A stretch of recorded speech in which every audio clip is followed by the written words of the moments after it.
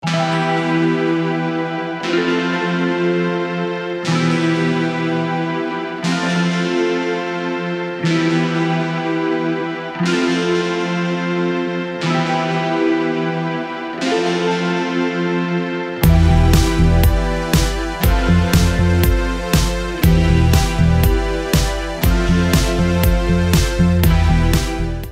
viewers, welcome to this week's episode of Health Watch. I am Angela Ngozi. In our previous episode, we discussed child nutrition. On this episode, we'll go further to discuss on malnutrition, with emphasis on child. To discuss this with me today is our guest who was with us in the previous episode, Mrs. Ngozi Ikeliani.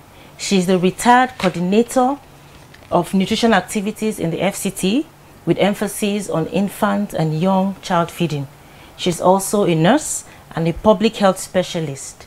You're welcome to the program. Thank you very much. Okay, today we're going to be discussing, as I said in the introduction, malnutrition. So, what is malnutrition? Well, malnutrition, in the layman's explanation, is when the nutrition of a child is not adequate. Okay. We have various cadres. We have mild, we have moderate, and we have severe.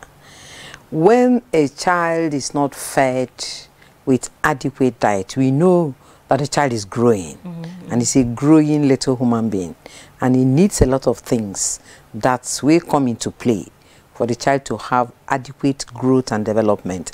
When these factors are lying in the not existent or are absent in the child sinks into what we call malnutrition.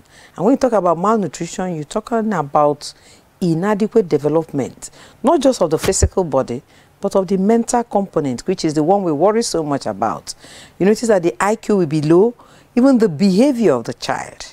In such situations, parents, when these children go to school, the parents beat them. Why are you taking last? Why it's because the correct foundation was not laid when it needed to be laid.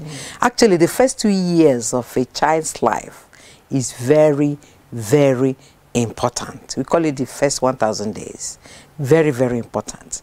Missing out on the various components of food that are necessary for the development of the brain and for the growth and development of the whole body, the bones, the flesh, all aspects of the body, especially the cognitive aspects, is what leads to inadequate development. And you can call it malnutrition. Malnutrition. Yes. Okay, so if you're looking at malnutrition, most times people think it's only when the food is not enough, or the adequate kind of food is not enough. But there are also issues where the food is too much, which might not be too, popular in this part of the world. Yes, yes. I don't think we bother with that, because do we even have enough to give to these children? Okay, so it's rare to see overnutrition here in Nigeria. What bothers us so much is the inadequacy of the food, the nutrition of these young ones. We noticed, as we said in the last episode, that exclusive breastfeeding is the initial start of every child, and it has to be done exclusively for 6 months, after which you now start adding complementary food to complement the breastfeeding, not just eradicate it. Any child that is not breastfed is already on the thin dividing line of good nutrition and malnutrition. So breastfeeding remains imperative and the most important component of any growing child in these first 2 years of life that we are looking at. And then subsequently, that the manifestation is what you see, where up to 5 years of age. Yes. So it's very important. So the beginning stage of avoiding malnutrition is the breastfeeding. Breastfeeding. No which is compromise. Natural, which is everywhere, which is of course every woman has excess of it. Very important, natural everywhere, but most women don't understand. You see people giving, some women giving the breastfeeding and adding water. We feel that our environment is too hot and that the baby needs water. But then the baby does not actually need water, because breast milk is made of up to 87% of water. So that water that the baby needs is in the breast milk. So what we need is the food, the real food that the baby should take. So that's why we say give exclusive breastfeeding that first 6 months, and then after that we begin to talk about what we are going to discuss now. All right, so that's it. So we've established that. So yes, our viewers that are watching should know that the beginning of how to avoid malnutrition is that exclusive breastfeeding practice. Yes, excellent. So now to move ahead now, this malnutrition, how does a mother know or a person know that the child is malnourished? And I would mean undernourished. I would take that, you know, malnourished. How does a mother know that, look, my child is... Yes, it's unfortunate we don't have the pictures that will show us what they look like. But whenever we see a child that is not well nourished, we will know. Their hair is usually brownish. Okay. And if you look at the way the hair is, you will know that that's not good nutrition. And even the child's body, apart from the definite indices of wasting, underweight, and stunting, these are the indicators that we get from some form of measurement or the other. And these are the things that tell us that this child is tending towards it. If you notice the program that the country does twice a year, we call it Maternal and Child Health Program, which we do, you know, we take the, what we call, an assessment to know where these children are. Are they on, if their level of measurement, we use the upper right arm, okay, the circumference. We use what we call the Shaka strip, which is just, which helps us. It has demarcations for green, yellow, and red. When the child's measurement of the upper arm deltoid muscle is on green, you know that the child nutrition is okay. But when it starts tending towards yellow, that is a warning sign that you should do something. Step up the nutrition, check the child before it goes to red. By the time it enters red, there is severe malnutrition. And those ones, if we don't take care, we might lose the baby, because it doesn't take a long time for a child, because the child doesn't have any other reserve. That's why the child must take food when well, even when sick, and immediately after sickness, because they don't have reserves. And we know the stomach is very small. So that small food that it takes is what is used for the growth and development. So when the food is not there, the growth and development is detached. That is just when malnutrition. When the mother is looking at the child, of course, you're noticing that the hair of your child is getting brown. Getting brown. Yes, thinning out. Thinning out and kind of fragile. You just see it falling off the hair like that. Now, stunting, you spoke about stunting. Yeah, stunting is when the child is measured. Okay. You know, we have a particular height expected of a child of 6 years. Okay, let me say 3 years, 4 years, 5 years, and 6 years. If you look at the growth charts, okay, which when the mothers are normally given on their first visit to the infant's welfare clinic, so that each time the baby is weighed, it is marked there. It's supposed to have an upward graphing, and then before it stabilizes. So when the weight of the child is coming below that, it means that there's problem. That's why when a child, in fact, when we notice such drops, we find out from the woman what was the problem. And it will tell you that the child was sick, the child had diarrhea, to tell you that the reserve is not there.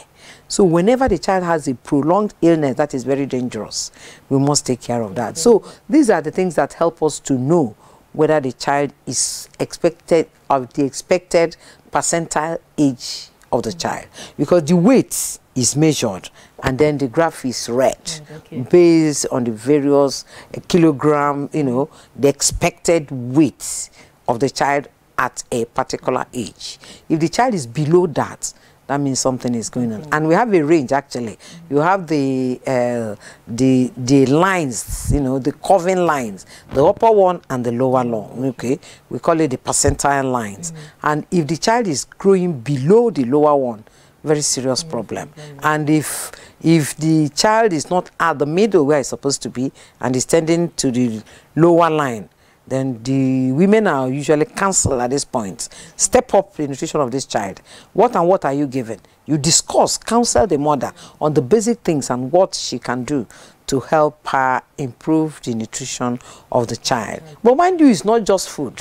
There are a complex factors that which we are going to talk about. Yes. But so I wanted to ask, from your years of experience, yes, what do you see as the main cause of this? Is it ignorance? You know, the mother not knowing what to do, or when the child is in trouble, or when the child is not being well fed? Or is it because in this part of the world, I know when I was a little girl, they'll just tell you, eat and be full and get big so that you will look, you know, good. So you eat lots of starch and yes, yes. So is it ignorance that has been the problem, first of all, from your years of experience? Yes. Or is it just food is not available? In the past, we used to think that ignorance is the main problem, especially with our illiterate mothers. Okay, that's why we go at length to give health talks in the hospitals, in all the health facilities, even in the primary health care centers. Our emphasis is on health talk for the ignorant mothers, because nobody will know what is best for the child and not want to give it, especially mothers, realizing that the mother carried this baby for 9 months with all the stresses and problems of pregnancy and delivery. But now we are beginning to think that poverty is also a factor to look inwards. So a lot of, you know, some of what I will call the line, you know, the people that we have one thing or the other to do with mothers are told to please along the line chip in 1 or 2 things that these women can do that will help them to fetch a little money that will enable them to buy, even if it's a small sachet of milk, even if it's a cup of soya beans that you can use to make something for the children. Because when the woman's capacity is built, okay, the whole family will enjoy it. I know. So we are encouraging them to teach the mothers to reduce the issue of poverty. But then there are some that will have all these things, but they don't know what to do. Okay, those ones we can term ignorance of what to do and what food to give to these babies. But then we have others that they have food they want to give, but there are sicknesses, illnesses in one way or the other, like frequent diarrheas. It's a very serious problem. And then malarias. Anything that will make a child not to adequately feed well, or rather feed, you know, is an issue. It's a very serious issue. So on those aspects, we encourage them to visit the health facilities so that they can, you know, we can pick the illnesses early and get it treated so that the child will be back on his or her feet. Okay? So education plays a yes, yes, both in the aspect of letting the mother know how to, educating the mother on how to come out of poverty, you know, by empowering herself, you know. So education plays a serious. But that's why we encourage the government to see if the school feeding program will gain ground, because that will help the children. Okay, even if it's this 1 meal that they get, when they go home, they will eat whatever they have. It will go a long way to help. But unfortunately, I don't know what is happening with that one. So we encourage the mothers, with the little you have, try and make out something. After all, what does the child take? It's just a little food. That's just what the child takes. But we need to get them in right quantity and proportion, putting the various components, what we call the stars. Okay, we have the 4 stars that will enable the child to get what the child is supposed to get in the day for the day, and then you will be sure that the child is doing well nutritionally. Okay, so we're going to go on a quick break, and once we return, viewers, we'll come back to discuss on how to completely avoid this malnutrition. Don't go anywhere. We'll be right back.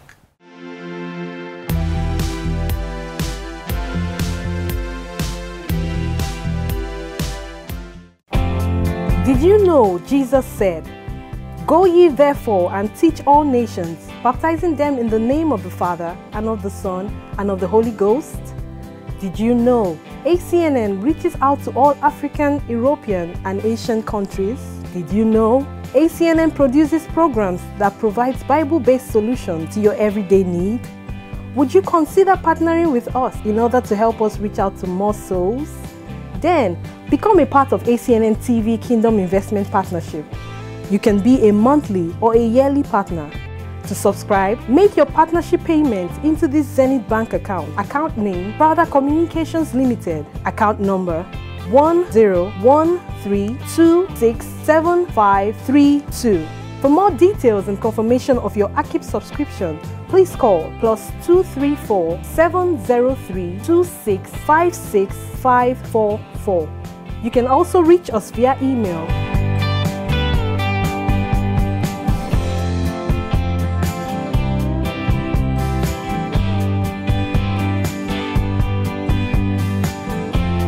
Together, we can reach the world with the undiluted Word of God.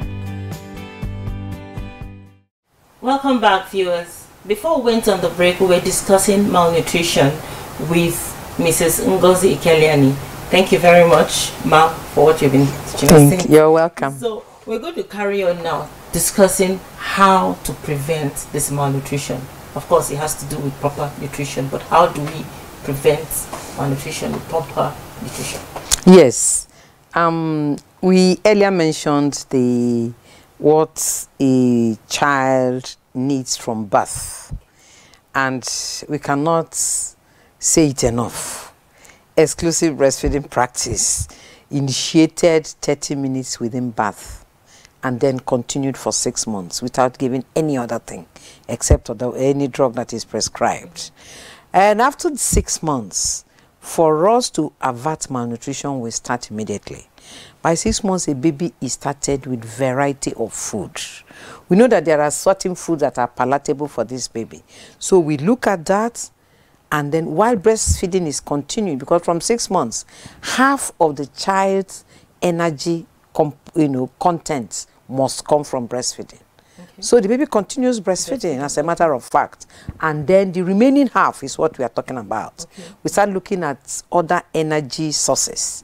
I know here in this part of the world we have a lot of grains. So starting the baby with grains will not be a bad idea because it's smooth, it's palatable, but then it has to be on a thicker consistency so as to hold the baby. And then we just don't give just that grain like pap, which is all over the place. You know, pap can come in form of, we can do pap with anything, granules, the corn, joro, and so on. But then we need to fortify the pap now. That is where the emphasis comes. It's not just ordinary pap.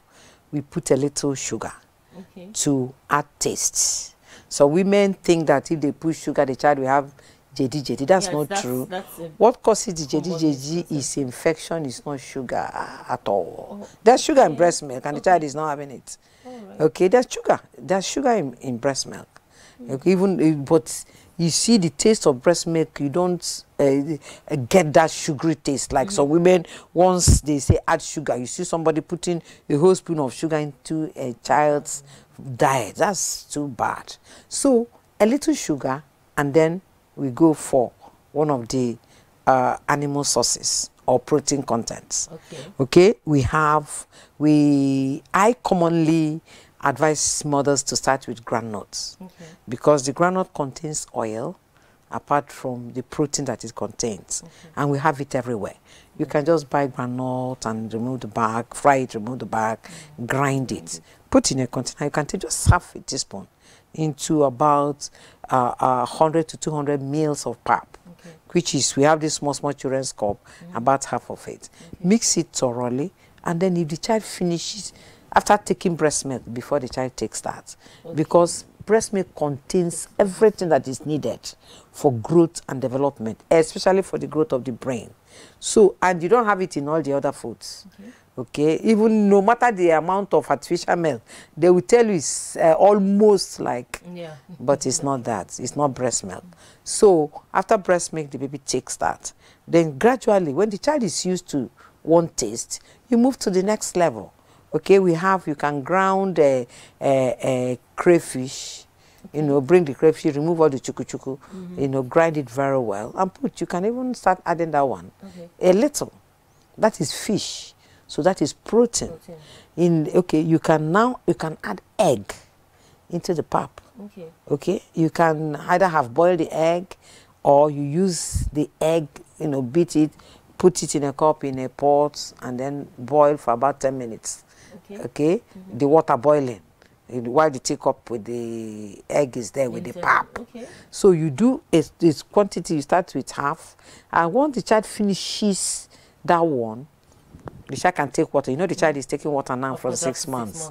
Yes. So the child can take water. You can be sure that the child has taken a good meal for the day. Once a day, even for that. And then you augment with fruits. Which we have a lot in this part. You can, anyone that not acidic ones. Don't go and give oranges that are not well ripe, or pineapple that are very acidic. It will go to cause stomach upset for the baby. So look for the sweet ones, and then use it in between the meal. You give that while the mother continues to breastfeed. But by the time the child is tending to 9 months to 1 year, the child is expected to be eating at least 3 good meals a day. Okay, from the food you described, I realized that they have more of protein. Yes. And oil. You start protein, you then oil. No? Okay, yes. The pap itself is staple. Okay. It's carbohydrates. The grain. The grain, the roots, yes. whatever, the tubers, whatever you use to make because you can even rice, you can mash it and make it in pap form. So as much as possible, avoid giving just one component of food. That one component is what we call 1 star. Okay. No child should be given only 1 star, even if it's only protein. You can't just say you want to give the child, then you add fish, add egg, add milk.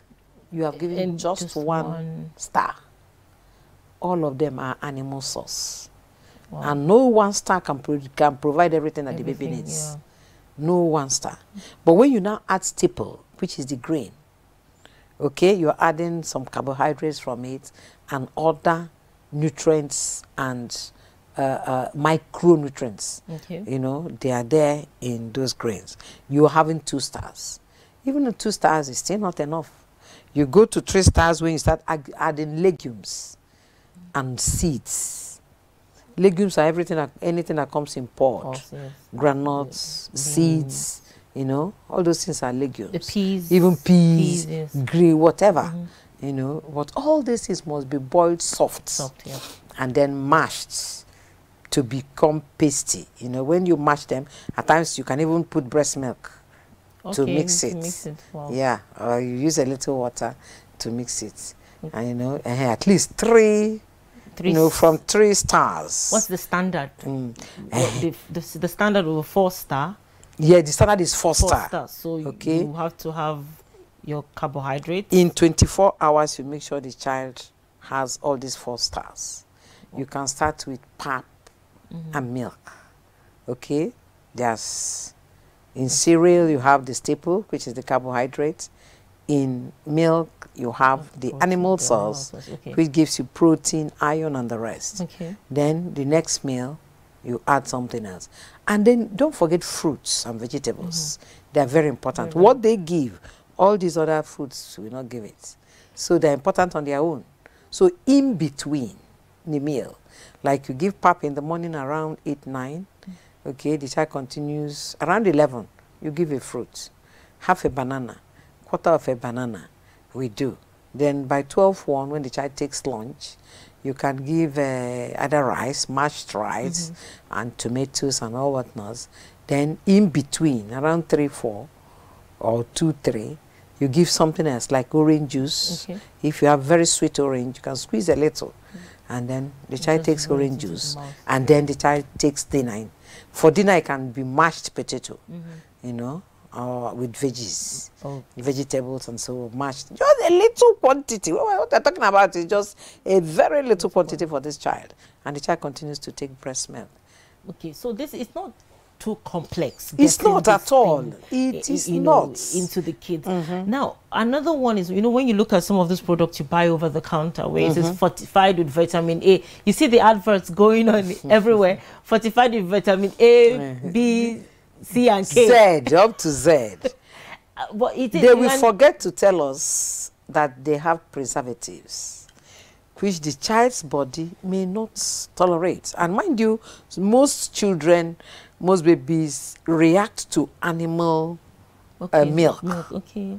That you see them having this thing, they will tell you it's in la, and they will be using all sorts, bombing the child with all sorts of drugs and so on. The child may be reacting to milk, artificial milk. Most times when women stop that and then give the child ordinary food, just normal food, the child does so well. Wow.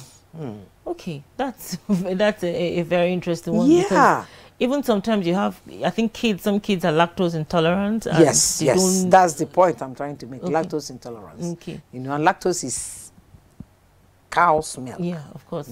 You know, you need a. So now, if the first star is the standard, and so yes, you have to ensure that in a day you're giving them the first standard. Now they have the micronutrients. Sorry, the ions and all of them. Where do they get those food from? Those because you find them in food, something fortified with iron and you know those zinc. And these factors are gotten mostly from fruits and vegetables, and you get some of them also from animal source. Even staples, even grains, they contain all the normal green. Some of them, yes, grains, ordinary, this rice, corn, dawa, and so on. They have their own, but it's mostly gotten from fruits and vegetables. But then there are other factors we consider when we are getting up a good meal for the child that will be adequate for growth and development. We look at the frequency. It's not just feeding a child. Okay, I've given the child egg and mashed egg and potato today. Frequency. We have at least between 6 and 9 months. The child is supposed to take food at least 3 times. Wow. You can give one main food, and then give fruits. But okay, because fruits gives all those micronutrients and the vegetables. Okay, then by the time the child reaches 9 to 12 months, you're talking about feeding for 3 good times. Okay, by the time it's between 9 to 12, we're talking about 3 to 5 times feeding. Wow. Okay, you eat in the morning, in between you give fruit. You give in the afternoon, in between you give something, you feed in the evening. Wow. Okay, that makes it 5 good times of feeding. So it's not just ensuring that you give. Yes, we talk about the frequency. We talk about the amounts. Okay. You know, that's why I was telling you at least it will be measurable. Okay, and the parents are told to give the child his or her own plate, so you know what the child is taking and whether the child is finishing what you have calculated that will be enough for the child. And because you gradually increase. If it's that 250 ml cup, you start with a quarter, progress to half, to 3/4, and then the child starts taking full cup. Okay, as the child progresses. So that is, you talk about the amount. Then you talk about the thickness. It's also because watery gruel gives little or nothing. That is this one that is what. If you use the teaspoon to take a child's pap, that is the cereal or the mixture you're giving to a child of around about 1 year, and it falls down on the spoon like water. Okay, we have the example in one of the pictures. Okay, it is not good. It has to be thick enough that you have to shake it for it to come out of the spoon. That will enable you know that the thickness is what is expected. And then, of course, responsive feeding, which is very important. Making all these things and just leaving it for one small child to give to the baby will not do the record, because they will play on it, they will throw it away. At the end of the day, the child has not taken up to half of what is expected for that age. So that is equally important. We need to look at how responsive the feeding is. So you have to monitor when the child monitor, that is the word, monitor. And if the mother can sit down with the baby, that will be fine. That is what we have in some of those pictures where you see the mama sitting down with the baby and then giving the baby, or the baby at 9 months when the baby can sits down, the mother sits down and The fact that the mother is there gives the child a particular type of comfort that enables the child to eat. Or a grown-up caregiver, or somebody, a caregiver that is responsive, playing, singing with the child. You see that the child takes it up. These are very important things, but we neglect it in this part of the world. And that is what makes the child to eat what is expected of him, and then the growth is assured. What of kids? You know, they're just kids that don't like to eat. For example, a typical example, I know when I was, my mom said when I was little, I just didn't like food. Once you put food in front of me, I start to, you know, look for reasons not to eat it. So how do mothers handle such? Yes, actually there are children that are like that. But most times when you look at the period when they don't want to eat, you notice that it's one of their periods of non-growth. You know, there's a time in the growth of a child, some periods that the growth is, we call it, we have some growth spots. Okay, those growth spots is when the child shoots up, you know, like that. You know, in some cases they will say, this child is getting fat. All of a sudden you see the child and goes tall. That's it. And that's exactly what I mean. In some of those situations, the baby don't want to eat much, but he should be able to take. That's why in fact, what I tell mothers is, at this stage, if the child does not want to take, but he likes taking beverages, give a lot of beverages at that time. With time, the child will start eating. You know, don't go and start forcing. When you force, you can take the child to another level. That is one of the reasons of this malnutrition. Okay, when the child is forced into taking this, at times the food enters where it's not supposed to enter, or the child just takes it, or the practice alone is very unhealthy and is not, you know, hygienic at all, because the mother uses the hand, and the thing he uses the hand to use and put in the child's mouth and so on. So it can lead to a lot of things, and the child may not be able to contain it. Does color play a role in a child's attractiveness to food? Yes. Maybe you display thank you very much. You get a good plate for the child and make eating times fun times. That's right. You put a mat, put the child, you know, you've gotten the quantity you know the child can eat. Okay, you can add a little more, the ones to be thrown away. And as you're taking and giving the child, allow the child to be practicing to eat. That's why we say it takes time. The problem we have with mothers is that they don't have time to feed the babies. They don't have time, so they just leave it and ask the children. Most times you see them ending up in what is not expected of them. So I would like to encourage mothers to actually make out time to feed these children. We call it active responsive feeding. Active feeding. The child is part of what is going on. Okay, you don't just call the child, carry the child and quack, quack, quack, quack, quack, quack, quack. The child is not a machine. Of course. Allow the child to develop this, and with time the child will be eating his own. You know, when I see some small children at 2 years carrying their own plate, sitting down and dealing with the food, I always encourage the mothers, because somebody has taken time to teach the child the importance of eating, and the child is now enjoying it. Okay, the Bible says, train a child in the way he will go. When he grows up, you will not depart from it. That is exactly where it plays out too. All right, we'll just go on a quick break, and when we return, we'll be talking about illnesses that come with malnutrition. Don't go anywhere, viewers. We'll be right back.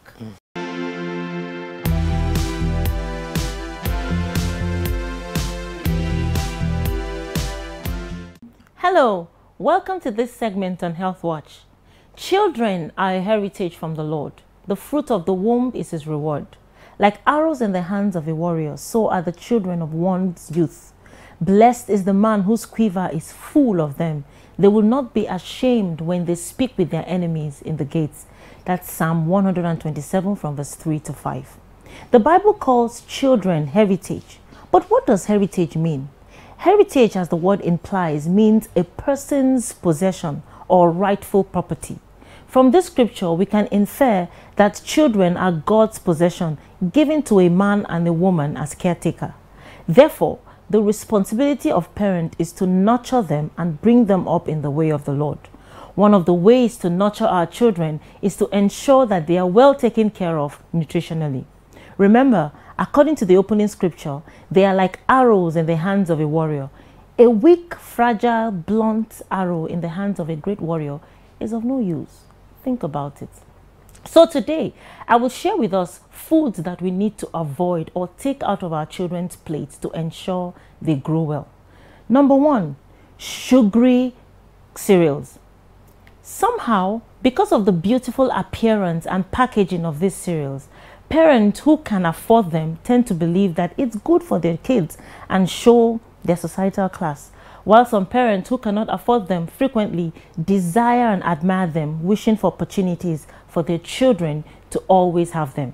The sad thing about this is that these cereals are heavily processed, packed with sugar, and has little or no nutritional value. A better option is to replace them with our local cereal. We have pap, also known as ogi or akamu.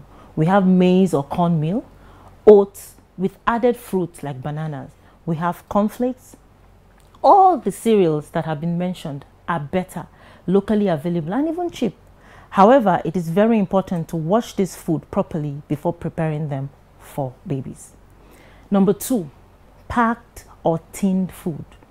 As much as possible, reduce or, if possible, eliminate the use of packaged or tinned foods, except they are recommended by a certified healthcare provider.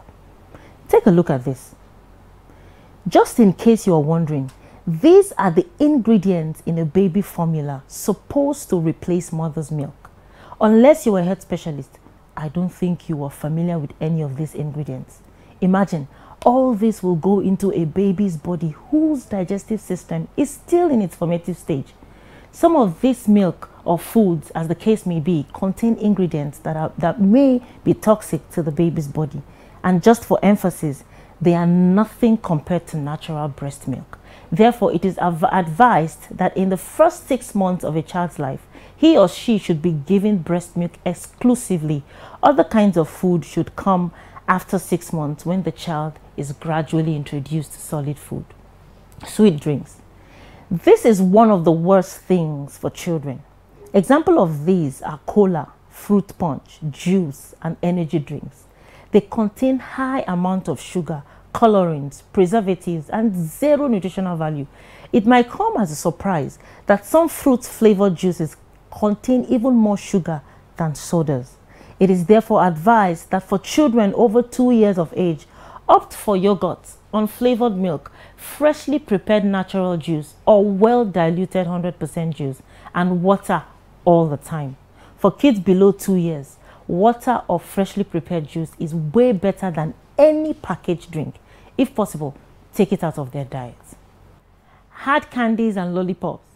This is commonly given to kids, especially at birthday parties, but they are bad news for children. They are essentially just sugar and artificial colorants and flavors with absolutely no nutritional value. They are harmful to teeth because they stay in the mouth for extended period of time and may cause cavities in older children. It is a complete no to kids below 2 years. Instead, fresh fruits and yogurt can be blended or made into smoothies, poured into molds, insert wooden sticks, and freeze. This is a lot better and packed with good nutrients for your kids. Avoid fried foods and pastries. These are readily available baked food sold around to the admiration of parents and children. For example, puff-puff, buns, egg roll, cake, biscuits. This should be avoided completely for kids below age 2 years. After this age, they should be given occasionally. It is advised that mothers should give handmade snacks to older children. By this, you control what and know what goes into the food and what goes into your child's body. Well, there you have it. 5 things to take out of your child's diet.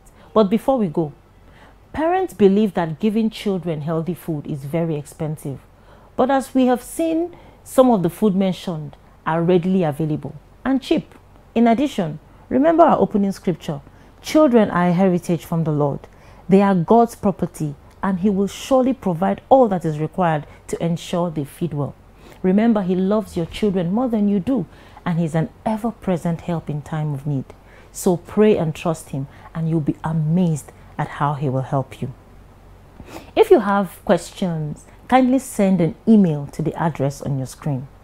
Let us return to the final segment of this program.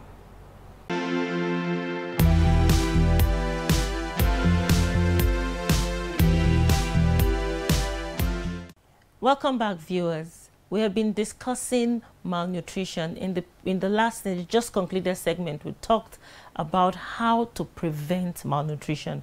In this segment, we're going to be talking about the illnesses that arises as a result of malnutrition. And still with me on the program is Mrs. Ngozi Ikeliani. Yes. Thank you very much, ma. You're welcome. As we're discussing, we're going to be talking about the illnesses that arises as a result of malnutrition. First of all, of course, there are illnesses that come up as a result of that. So what kind of illnesses? Yeah, we have 3 cardinal results of malnutrition.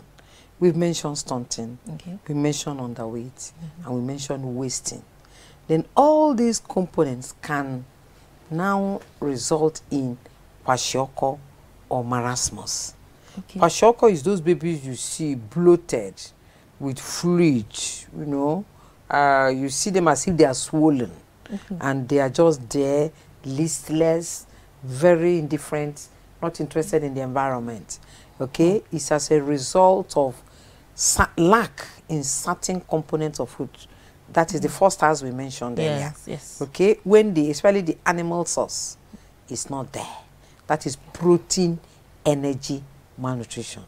Okay? Then you saw the marasmic, they are very lean, thin like a broom with their, you see their skin like old man's or old woman's skin. Okay, dragging, looking shriveled, and wrinkled and so on. That one is another type. And then there's a combination of the two halfway. So all these things, all these illnesses result from not taking care of the food that these children are given. You see, when you go to certain homes, you see where a child of 2 years has a big bowl of yam, cut yam as it is, cut in that way and kept for nothing to pacify the yam. No vegetables, no syrups or soup or you know, watering something that will make it palatable. So the child will just take the yam and grab and grab and grab. When the tummy is a bit full, the child will go and play. And the mother will be satisfied that the child is not crying. And she will feel that the child is okay. Meanwhile, the child has gotten nothing. So the child has eaten food, yes, but it's not eaten food, but not taking enough nutrients. Only staple, that is 1 star only. So this is one of the reasons why you see some children, you see them going about, looking as if they are strong, you know. But when you look at them, you see that really, their skin does not portray good nutrition. Okay, it's not that they are not eating something; they're eating something, but how quality is what they're eating, and what are the varieties we have in the food. Okay, and some of them, some mothers will just do exclusive breastfeeding if they will do at all. They will, even from day 1, they will start giving the child water. At 2-3 months, they've already started giving pap. So what do you expect? This is laying the foundation for malnutrition later, because nothing, the required content, protein content that will enable this child to really develop and grow well is not there. So the pap, and most time when they give that pap, they don't add anything. If you ask them, they will tell you they didn't add anything. Some say they add salt. It's amazing how women feed their babies. You know, we mentioned it may be ignorance, poverty, a lot of factors may be there. Then we talk about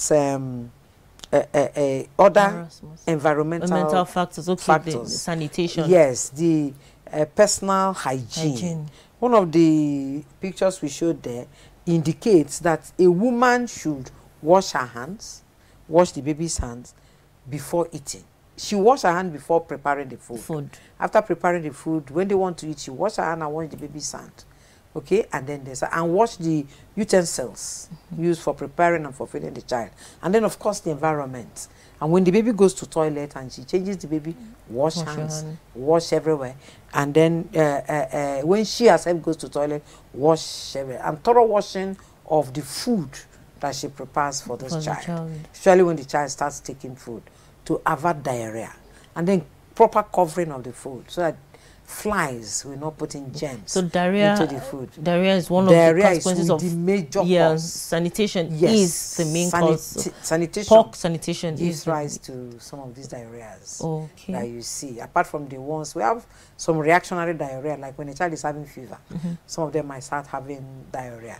But the reactionary ones that come as a result of food is due to poor environmental or personal hygiene. Especially not cleaning like the fruits or the vegetables very well. And you know the child will eat it, it falls down, the child picks again, eat. So as much as possible, you keep the environment clean.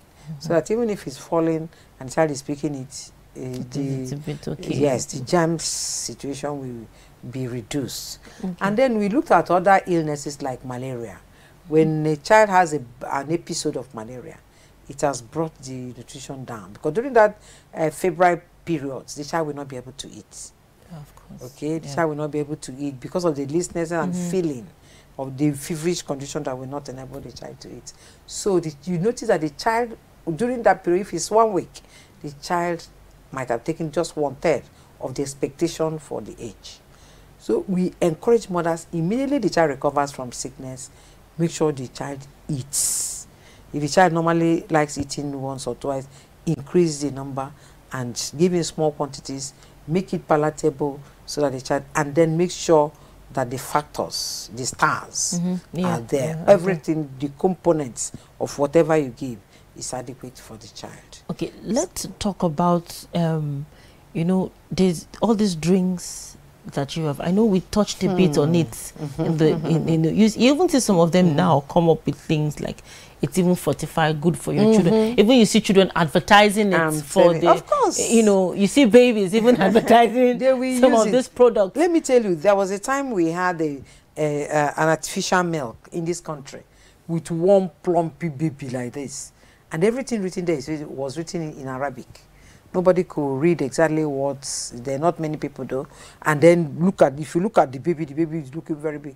And so many mothers were buying, especially from the border towns in far north. Because you felt your baby was killing the babies like anything. So many babies died as a result of that, until an alarm was raised. And the whole thing, our NAFDAC and the rest went in to pull it out from circulation. Okay, so such things, when you talk about drinks, all those drinks are concentrates mixed with water. That is just what they are. In fact, if I will have my way, no mother should give the child such drinks. At all. Honestly, you can squeeze fresh orange juice and give to your child. You can make juices, mix up watermelon. We have a lot of things that will give us juices. And if the child must take these ones, take the standard ones and then give quite a little, like Ribena. It's the standard. In those days, you know, it's Ribena that we encourage mothers to give to children because it has a lot of vitamin C as well, you know. And then, but when you're giving, don't make it the meal of the day. Some children take these artificial concentrates and preparations throughout the day. You know, and you don't know they cry, the mother runs and gives them. That's why we have so many young children coming up with diabetes now. Exactly, that's the point. That was one of the things I wanted to you know, ask on this issue of sugar and obesity, because that's another problem. That is the cause of some of these obesities that you're seeing. You know, because there's so much sugar in, and I don't think the child's system is developed enough to manage. I don't even think a human body at any point is developed enough to manage the quantity of sugar. In fact, I make it clear to mothers. When I used to be, because I majored in pediatrics, when I used to be in pediatrics, what I make sure, immediately I come into any unit, I will find out what the mothers have given to, not even the drug, the food that the mothers have given to all their babies. And it will amaze you to hear what they give. Number one banning from the pediatric unit of most of our hospitals in FCT is puff-puff, buns, and biscuit. Don't even bother to bring it in because we will seize it. Instead, you can buy akara. You know, during those snacky periods, give the child akara. You know, one akara alone is enough for the day. You know, give akara, and then you can remove the back if the child is still between 6 to 9 months. Remove the back, the dry part, use the inside, mix it with pap, and give to the child. Okay? Then we don't tolerate all these fizzy drinks at all. That is one of the major causes of diarrhea that these children are suffering. They take it and take it and take it, and most of them are contaminated. If you see where some of them are even brewed, you know, but we give it to our children. Bring it out. You know, and some mothers don't even cook anymore. They just go and buy food from Mr. Biggs and then put the fizzy drink and give the child to go to school with. You know, don't allow our children to be poorly fed, because this is poor feeding. So that's one of the issues, you know, overnutrition. You know, well, maybe not overnutrition, but overeating of the wrong food, eating of sugars. Call it the name. You know, consuming a lot of sugars. That is what is making them to bloat. And when they look at them, they are going like this. I say, "Hey, the child is very well nourished." Okay. What does it? Another thing that adds to this, they are over fat now is the noodles. Yeah. You know, the noodles. The mothers buy these noodles, they give it to them in the morning, in the afternoon, and because the poor children are used to it. Yeah. You know, I saw a child that is crying. Whatever you bring, the child will not want to eat unless you give noodles. Oh. It's because the child was trained with noodles. Train a child in the way we are. That's where we are. From it. You know, noodles. I have even some bigger children that are eating noodles. Wow. You know. Well, that's we've gone a lot and discussed. We have really looked into this matter of nutrition, child nutrition. Yes. And if there's one thing I would want everyone to take away from today's program is the 4 stars. The 4 stars. Yes. So ensure that you give the children the first. In fact, take it, just mark it as we've discussed. The first star. That's one will be the animal sauce, staples. The protein, legumes and seeds. And then you talk about fruits and vegetables. Very important to ensure that the kids have those 4 components. And then you add a little oil in preparing the food. Very little oil is what they need. The food. And then even if you're going to use sugar at all, it should be in the smallest quantity. In the pap. Very small quantity of sugar. To ensure that the to kids improve the taste. And it's also important for women to actually read more, you know, to get more information and go for wherever there's teaching on, you know, feeding your child. Yeah, in fact, wherever women converge, especially the young growing ones, they should talk about this so that it will get into our heads, and when they start having their children, they will know what to feed the babies with. Excellent. Thank you very much, Ma, for coming on the program. For the past 45 minutes or so, I have been speaking to Mrs. Ngozi Ikeliani. She has taken us on the journey of child nutrition, and I believe that we have learned so much today, and that our children will be well fed so that they can be prepared for the future ahead of them. Thank you very much for watching the program. I'll see you same time next episode. My name is Angela Ngozi. Goodbye.